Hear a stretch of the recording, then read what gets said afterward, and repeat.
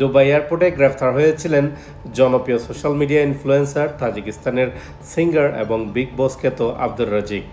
তাকে কী কারণে গ্রেফতার করা হয়েছিল দুবাই এয়ারপোর্টে সেটা অনেকেরই অজানা ছিল, বাট দুবাই অথরিটি সেটা আজকে ক্লিয়ার করেছে এবং জানিয়েছে যে তাকে চুরির অপবাদে গ্রেফতার করা হয়েছিল। হয়তো অলরেডি সে ছাড়া পেয়েছে, হয়তো সে নির্দোষ প্রমাণিত হয়েছে তাই সে ছাড়া পেয়েছে, বাট ওইটা এখনও 100% ক্লিয়ার না।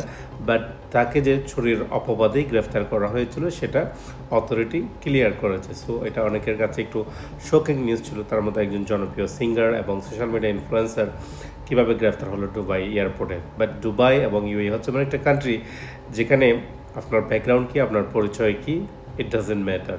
If you found guilty then you have to be like pay for it. যদি আপনি অপরাধী হন তাহলে অবশ্যই তার সাজা আপনাকে ভোগ করতে হবে, আপনি যত বড়ই হন না কেন। সো আমরা যাতে অপরাধ থেকে বেঁচে থাকতে পারি, সবাই সেভাবে সতর্ক থাকবেন। সবাই ভালো থাকবেন, সুস্থ থাকবেন। আসসালামু আলাইকুম ওয়া রাহমাতুল্লাহ।